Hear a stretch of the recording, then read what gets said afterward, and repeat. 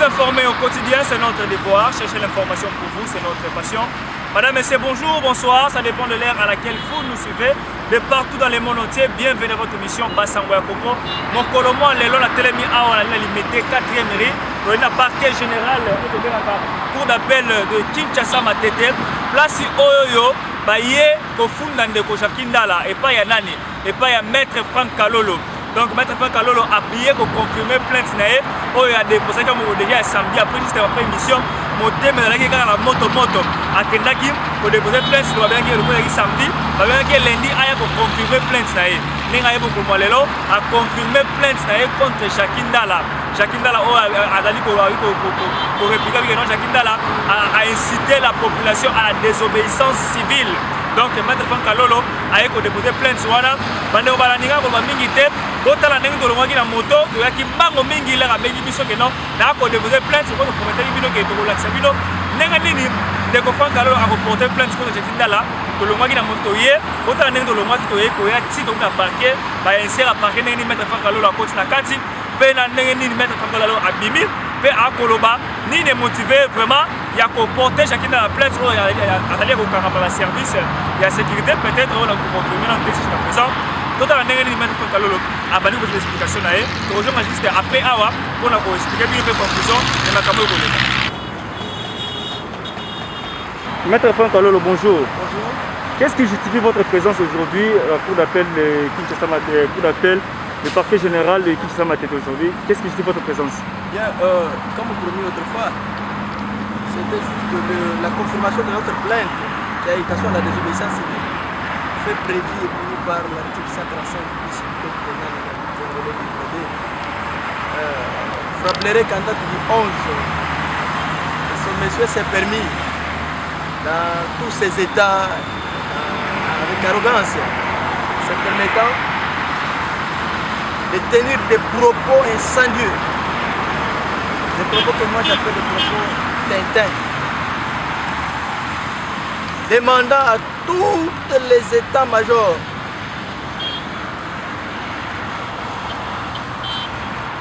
de M. Katoumi de pouvoir se réunir. Enfin, de comprendre que l'heure a sonné selon eux pour barrer route à tout individu qui s'amènerait avec la proposition de loi Tchani endossée par l'honorable Tshisekedi.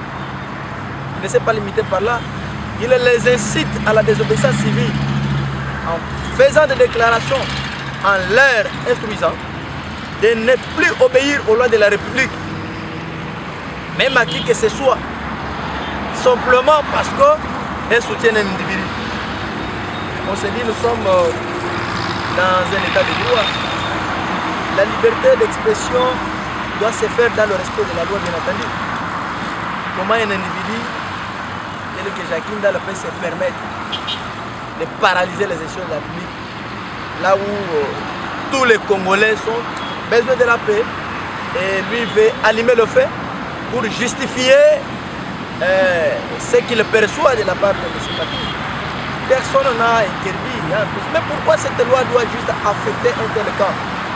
Cette proposition de loi, pourquoi? Il y a plusieurs partis politiques à l'RDC. Il n'y a pas que l'ensemble pour la République. Et d'ailleurs, ce parti politique vient de naître il n'y a pas longtemps. Mais aujourd'hui, on ne peut plus encore réfléchir à autre chose. On doit paralyser, on doit arrêter le soleil parce qu'il s'agit d'un individu qui n'est même pas cité dans la proposition de loi. Nous ne pouvons pas accepter. Simplement parce que ces propos nous ont offensés. Et ça a touché à l'un de nos objectifs qui est celui de dénoncer et de saisir la justice pour tout comportement contraire pour l'ordre public. Ceci nous a permis de pouvoir saisir les instances judiciaires, notamment le parquet général, près la cour d'appel de Kinshasa Matete, afin que ces derniers répondent à ces actes. Nous aimerions savoir pourquoi M. Ndala a pu tenir de tels propos. Et cette question ne sera pas posée par nous, c'est par le ministère public. Je me répète, parce que lui a dit, il a incité à la jeunesse de l'ensemble, à la population congolaise qui soutient, n'est-ce pas, le parti de Moïse Katumbi, de ne plus obéir aux lois de la République. Je peux même reprendre son expression en lingala. Tokoto salisu sur l'état moïnité. Bosala nyonso oye koyele bino na mitou, c'est-à-dire ce que vous penserez, ce qui vous reviendra en tête. Faites ce que bon vous semble. Et dans quelle république, dans quel pays? Ici seulement au Congo. Non, ça ne passera pas. Tout le monde est justable devant la loi. Maintenant qu'ils répondent, c'est ça. On verra. Nous, on n'est pas là. Ce n'est pas de l'acharnement. Nous ne sommes pas politiques. Nous sommes de la société civile. Nous sommes des droits de l'homme. Et nous ne pouvons pas accepter que là où l'on veut la paix, qu'un individu soit à mesure de semer des terrains, de paralyser les élections de la République. Nous n'allons pas accepter. Ça ne passera pas. Maître Franck Kalolo, aujourd'hui, Jacques Ndala a été interpellé par les services non identifiés, mais vous voulez encore charger encore Jacques Ndala par rapport à... Non, écoutez, ne suivez pas ce qui se dit par je dirais la base de M. Katumbi. Il dit qu'il est interpellé par des services inconnus, non identifiés. Ça veut dire quoi? Ça veut dire quoi? Ça, c'est pour distraire l'opinion. Ils veulent simplement distraire l'opinion. Nous, on n'a pas affaire à ça. Et d'ailleurs, ça aussi, la liberté d'expression. En disant ça, on ne s'est acharné à personne. Nous avons saisi la justice pour que M. Ndala réponde, Jacques Ndala réponde de ses actes. Donc, le reste là, ça ne me concerne pas. Maître Franck Kalolo, qui est derrière la Sergili? C'est la Sergili qui a porté plainte ou bien c'est Maître Franck Kalolo qui a porté plainte? Non, toute action que Maître Franck Kalolo pose, nous menons nos actions pour les comptes du Sergili. Je ne suis que le coordinateur national du Sergili. C'est une structure. Nous sommes au journal officiel, nous sommes en règle, nous avons un Sergili à Kinshasa, vous connaissez. Et ce n'est pas aujourd'hui que Sergili a commencé à mener des actions. On n'est pas du pouvoir. Vous pouvez nous traiter de tout le monde. Mais nous lisons les lois de la République et on se limite là. Ceux qui sont derrière Sergili, ce sont les lois de la République. On n'a pas d'autres interférences comme les gens l'estiment. On est congolais. Comme Jacques Ndala s'est exprimé aussi. Et nous aussi, nous nous sommes donné ces droits de saisir la justice parce que ces propos incitent la population à la désobéissance civile. Il a incité la population à désobéir aux lois de la République. Une République ne peut pas fonctionner sans loi. Et ce n'est pas de cette manière. Vous avez des vidéos de M. Ndala, vous avez vu des propos, ce qu'il a publié sur son compte Facebook, sur sa page officielle. Il n'y a pas mal qui ne répondent de ces actes. Est-ce qu'il y a une catégorie de gens ici au Congo qui ne peuvent pas faire l'objet d'une interpellation? Absolument pas. Absolument pas. Merci beaucoup, maître. Moi aussi, je fais l'objet d'une interpellation lorsque je transgresse la loi et qu'ils répondent. Ils répondent de ces actes. Maître Franck Kalolo, na mokuse na lingala, toeba, nini oyo mimi Maître Franck Kalolo mokolo mwa lelo, lendi na tongo, oloki ba parcours na yo, l'autre monio awa na parquet général, cour d'appel ya Matete, parquet général, nini mimi Maître Franck Kalolo vraiment, nini mimi Maître Franck Kalolo awa na cour d'appel du parquet général ya Matete, na 4e rue. Non, on a plainte, on a comme une chose à aller plainte. On a dit que mon président, on a déjà Jacques Ndala. Donc Jacques Ndala, la date dimanche le 11 juillet 2021, quand on a parti dans le ensemble, et puis ça m'a tout ça meeting na bangote. Mais quand ça la meeting, il y a pas si comme gamoni ni oko loba. De quoi lobby, na mukuse pour ne pas entrer na nyonso alobaki po za na kati pour na tango ba osami ça inde to yeba. Alobi na bato na bango bato se mibe kwa mboka lisusu te.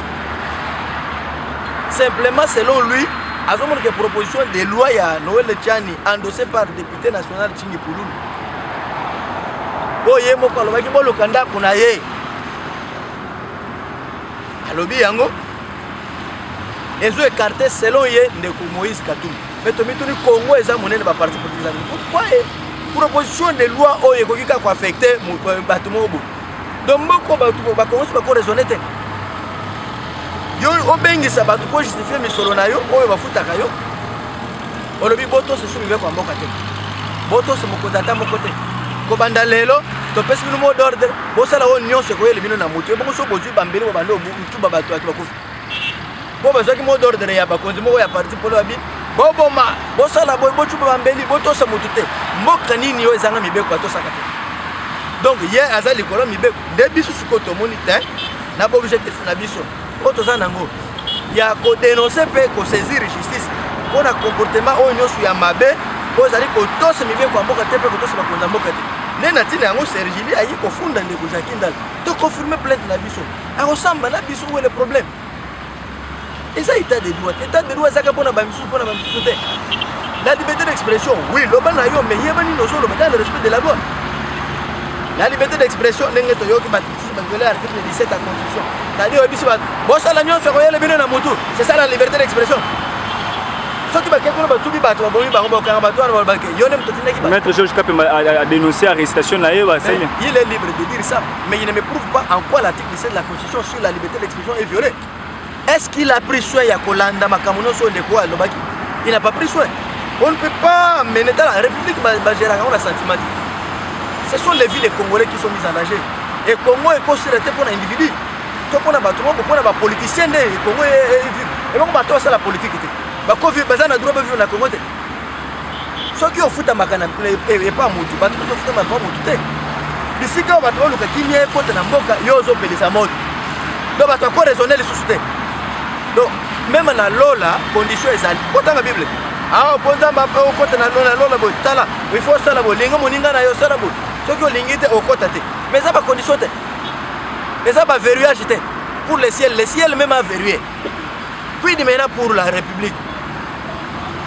Non, et ça, c'était une économie. Jacques Ndala bakangi mokoma dimanche maître Franck Alolo. Ils allaient faire plein de déposés depuis le week-end passé ou bien ils allaient compte à rendre Moussoussou. Ouais, les amis lobela. Bakangi à sa place. L'État a le kaya kangaye, yo zo bakangi à sa place. On a pas formol ya ba parti politique ni za la gata. Moi c'est un public qui va menacer ba beaucoup pendant pour problème. La maison, tu peux prendre les effets de la maison je pense que Zanda Konomok. C'est lui qui connaît les secrets de la maison, il y a qui mouton avant d'Ananda quoi. C'est le problème. Non, la liste ma Sergili, maître. Nibe kwa moko, la peuple congolais. Les bazasi. Il faut tolongo la bilo kwana. Koza la sima batu yango e commissaire, et ben c'est biloba loba. Boto c'est l'état, koza la sima boto. Il faut savoir ce que vous dites. Biso Sergili, toza na mboko mibe kwa ça. Oh, tout ça n'a pas objectif na biso en tant que structure, il y a droit de l'homme. Tout ce kaka n'a pas objectif na biso. Biso ko ke le banda pas objectif na biso te. To ko sala te oyo le l'état pesa biso mandat to sala te. To ko sala oyo ba pesa biso mandat na limite na biso wana. Na case na biso wana, périmètre na biso wana ne biso to zo sala le makambo na biso. Donc les gens doivent comprendre ce qu'ils font. Mais tant que bozo sala mabe, te wana les gens problème te. Mais ceux qui vont déposer la plainte, nani mutwaza sima kingani. Mais peuple congolais bozo tia bango sima nani. Puis maintenant pour les Congolais qui veulent la paix, bazana Zamba, bazana Kamituga kuna. Hein? O bazana Bamba kuna. Hein?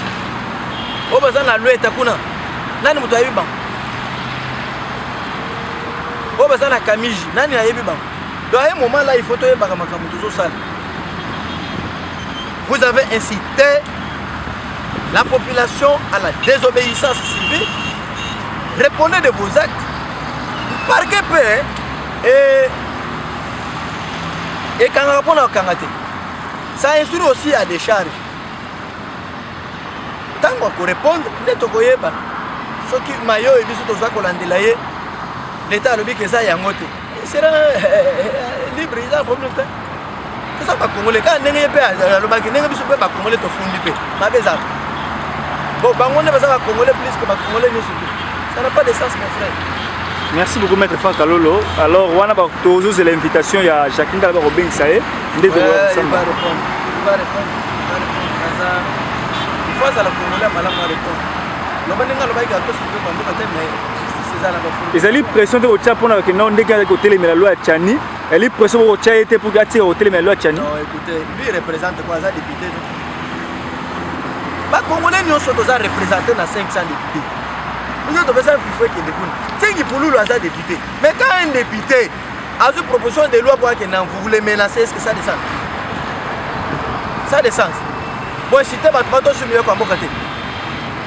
Ça fait ce qui. Toute loi est discriminatoire. Et c'est pour ça que je suis c'est ça. Il y a personne qui ici. Il y a article 79. Il y a constitution. La personne, comment on dit, il faut aller à 30 ans.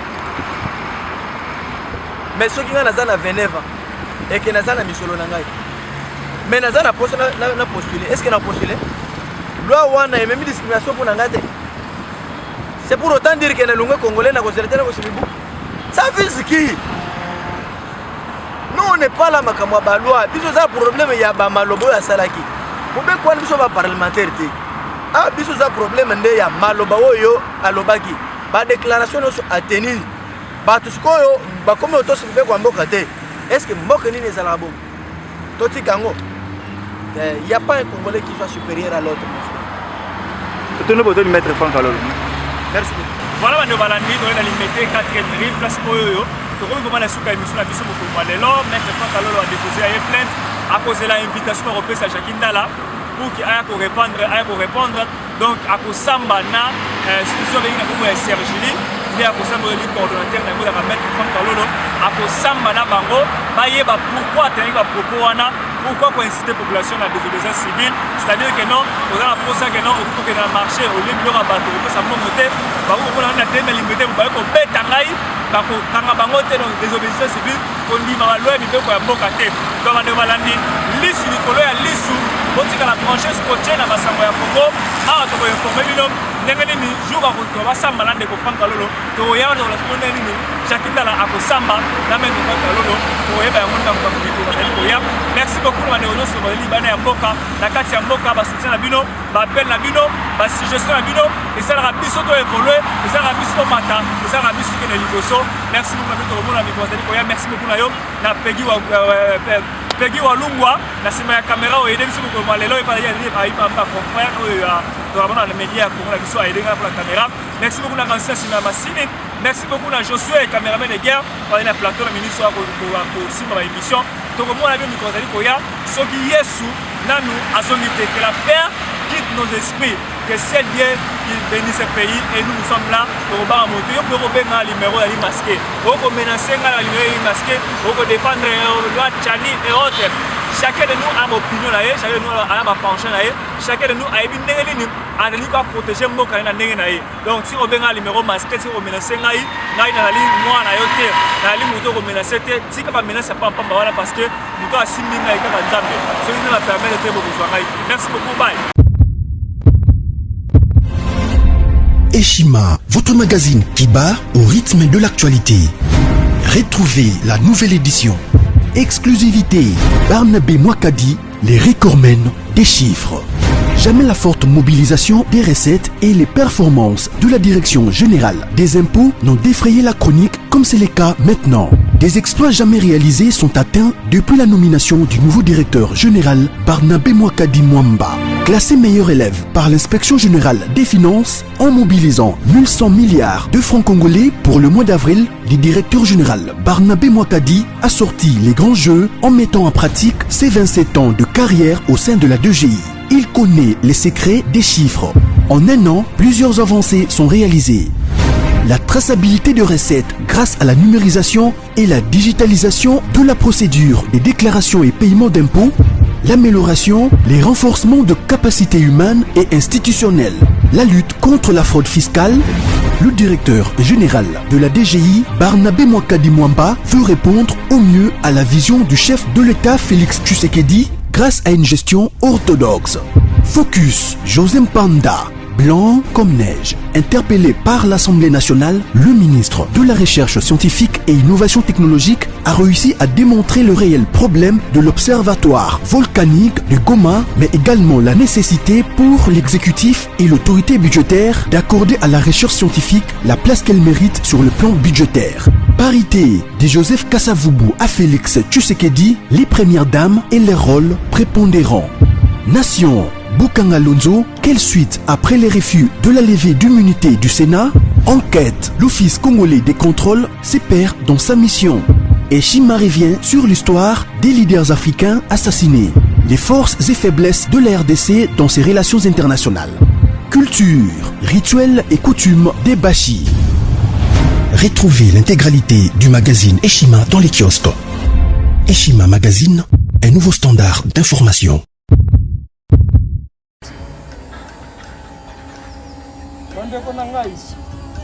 Conteneur yango ezokende le 26 mai lekokanga conteneur kokanga conteneur chaque mois donc next ekozala le 26 mai olingo tinda velo mutuka lise osi okangi biloko tu omemaka na biso benga biso comme ça toya tomema biloko totinda na Congo.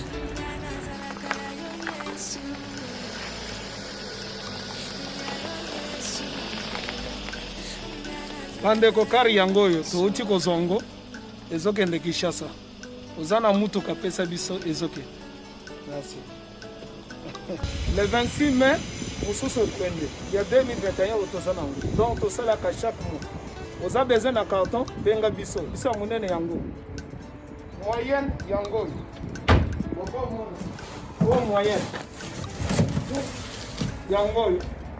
Na carton na biso ya muke. Nous avons 3 dimensions. Onyo solingo tinda benga biso tozozwa ba vélo, tozozwa ba valise, mituka tozozwa. Donc eloko tout tozomema na Kinshasa. Merci beaucoup. Mutuka, vélo, salon, biloko ndako, biloko tout tozomema. Donc vous hésitez que benga biso tozala na pona